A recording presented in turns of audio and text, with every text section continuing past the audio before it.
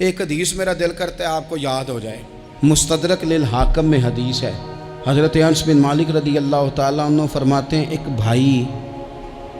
حضور کی بارگاہ میں بیٹھا رہتا تھا، نکما نہیں تھا، شارحین حدیث کہتے ہیں کہ کسی مجبوری سے وہ کام نہیں کر پاتا تھا، یا کرتا تھا تو کام آگے نہیں چل پاتا تھا، ذہنی صلاحیت ہی شاید زیادہ نہیں تھی۔ یہ حدیث مشکات میں بھی موجود ہے، مستدرک للحاکم میں بھی موجود ہے۔ حضرت انس بن مالک رضی اللہ تعالیٰ عنہ فرماتے ہیں وہ حضور کی بارگاہ ناز میں بیٹھا رہتا تھا، اس کے بھائی نے آ کے شکایت کی، یا رسول اللہ صلی اللہ تعالیٰ علیہ وسلم، یہ کوئی کام ہی نہیں کرتا، کوئی محنت نہیں کرتا، کوئی جدوجہد نہیں کرتا، آگے نہیں بڑھتا،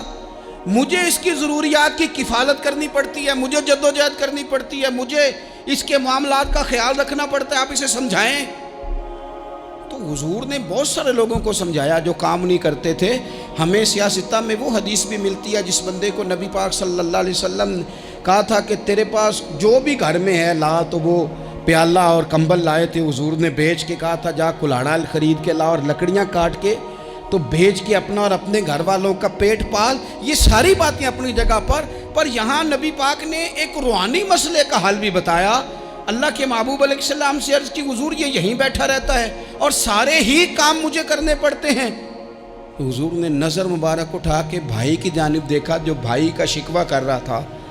تو قریب محبوب فرمانے لگے ہو سکتا ہے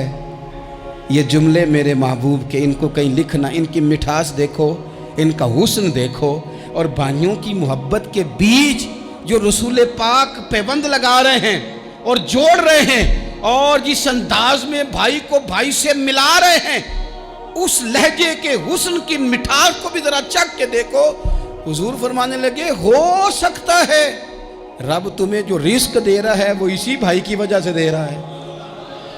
بھائی پائیاں دے ویری ہوندے تے بھائی ہی پائیاں دیاں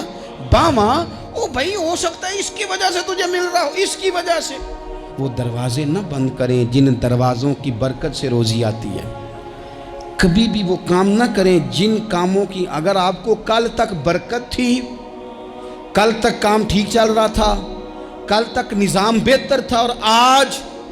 آپ کو محسوس ہوتا ہے کہ کہیں کمزوری آ گئی ہے، کہیں حالات اس طرح کے نہیں رہے، تو پھر آپ غور کریں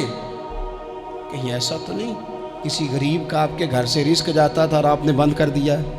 کسی کی مدد ہوتی تھی آپ نے بند کر دی، کسی کے ساتھ شفقت ہوتی تھی آپ نے بند کر دی، کوئی شخص آپ کی وجہ سے تسلی میں تھا اور پھر آپ نے اسے تکلیف میں ڈال دیا۔ اللہ کے محبوب نے فرمایا تمہارے کمزوروں کی وجہ سے تمہیں رزق دیا جاتا ہے، تمہارے ضعیفوں کی وجہ سے تمہیں رزق دیا جاتا ہے۔ تم نے تو ایک بندہ یہ کہہ کے نکال دیا کہ جا تیری تنخواہ میں نہیں دے سکتا،